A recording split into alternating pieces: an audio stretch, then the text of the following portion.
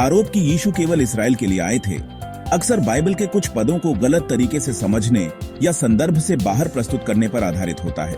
इसे स्पष्ट करने के लिए हमें बाइबल के संदर्भ और उसके समग्र संदेश को समझना होगा।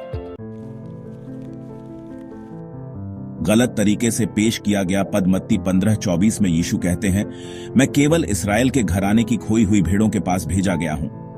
यह पद सतही रूप से देखने पर यह आभास देता है कि यीशु का मिशन केवल इसराइल तक सीमित था, लेकिन संदर्भ में इसे पढ़ने पर इसका व्यापक उद्देश्य स्पष्ट होता है। मत्ती 15:24 का संदर्भ यह पद तब आया जब एक कनानी स्त्री यीशु के पास अपनी बेटी को चंगा करने की विनती लेकर आई। यीशु ने पहले ऐसा प्रतीत किया कि वह उसे मना कर रहे हैं, कहते हुए कि उनका मिशन इसराइल की खोई हुई भेड़ों के लिए है। लेकिन जब उस स्त्री ने अपनी दृढ़ता और विश्वास प्रकट किया तो यीशु ने उसकी बेटी को चंगा किया और कहा, हे नारी, तेरा विश्वास बड़ा है, जैसा तू चाहती है वैसा ही हो। मत्ती 15:28। यह घटना कई बातें स्पष्ट करती है। विश्वास की परीक्षा। यीशु ने उस स्त्री के विश्वास को परखा और उसका सच्चा विश्वास प्रकट किया। जातियों का समावेश। हालांकि यीशु ने अपने मिशन की शुरुआत इसराइल से की, लेकिन उन्होंने गैर इसराइलियों को कभी नहीं छोड़ा। इस घटना में उन्होंने विश्वास को प्राथमिकता दी, न कि जातीयता को। यीशु का मिशन इसराइल से क्यों शुरू हुआ?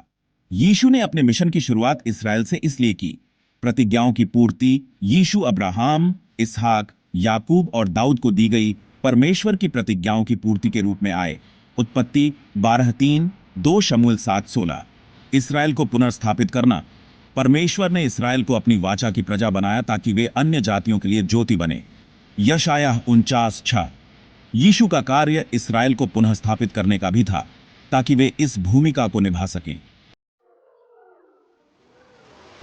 यीशु का सार्वभौमिक मिशन। हालांकि यीशु ने अपनी सेवकाई की शुरुआत इसराइल से की, उनका अंतिम उद्देश्य पूरी मानवता को बचाना था। बाइबल के कई स्थान इसे स्पष्ट करते हैं। महान आज्ञा, द ग्रेट कमीशन। यीशु ने अपने पुनरुत्थान के बाद अपने शिष्यों को आज्ञा दी, इसलिए जाकर सब जातियों को चेला बनाओ। मत्ती 28:19। यह स्पष्ट रूप से सभी जातियों को शामिल करता है। भविष्यवाणियां। मैं तुझे जातियों के लिए ज्योति बनाऊंगा कि तू पृथ्वी के छोर तक मेरा उद्धार पहुंचाए। यशायाह 49:6। उस समय बहुत सी जातियां यहोवा के पास आकर उसकी प्रजा बनेंगी। जकरयाह 2:11। यीशु की सेवकाई के उदाहरण। रोमी सूबेदार। यीशु ने एक गैर इसराइली रोमी सूबेदार के सेवक को चंगा किया और उसके विश्वास की प्रशंसा की। मत्ती 8:5-13। सामरी स्त्री। यीशु ने सामरी स्त्री के साथ बातचीत की और उसे अपना मसीह होने का परिचय दिया, जिससे कई सामरी लोग विश्वास करने लगे। यूहन्ना 4:20 और 42। पौलुस की शिक्षा। प्रेरित पौलुस ने लिखा, न तो यहूदी है, न यूनानी, न दास, न स्वतंत्र, न नर है, न नारी, क्योंकि तुम सब मसीह यीशु में एक हो। गलातियों 3:28। बाइबल का व्यापक संदेश। परमेश्वर की उद्धार योजना क्रमिक रूप से प्रकट हुई। यीशु ने अपने मिशन की शुरुआत इसराइल से इसलिए की।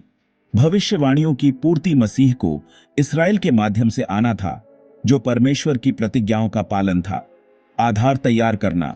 इसराइल में अपनी सेवकाई शुरू करके यीशु ने सुसमाचार को सभी जातियों में फैलाने के लिए एक नींव तैयार की, लेकिन सुसमाचार का अंतिम उद्देश्य हमेशा सभी जातियों तक पहुंचना था। आरोप का खंडन। यीशु केवल इसराइल के लिए आए थे। यह आरोप निम्न कारणों से गलत है। समग्र बाइबल संदर्भ, भविष्यवाणियां, शिक्षा और यीशु के उदाहरण यह दिखाते हैं कि उद्धार योजना सार्वभौमिक थी। सुसमाचार का विस्तार। यीशु ने स्पष्ट रूप से अपने शिष्यों को अन्य जातियों में जाने का आदेश दिया। विश्वास की प्राथमिकता। यीशु ने विश्वास को जातीयता से ऊपर रखा। निष्कर्ष। यह कहना कि यीशु केवल इसराइल के लिए आए थे, बाइबल के शिक्षण का गलत चित्रण है। हालांकि उन्होंने अपने मिशन की शुरुआत इसराइल से की, उनका उद्देश्य पूरी मानवता को उद्धार प्रदान करना था। बाइबल के पुराने और नए नियम दोनों में परमेश्वर की योजना सभी जातियों के लिए उद्धार का संदेश देती है, जिसमें विश्वास ही मुख्य शर्त है।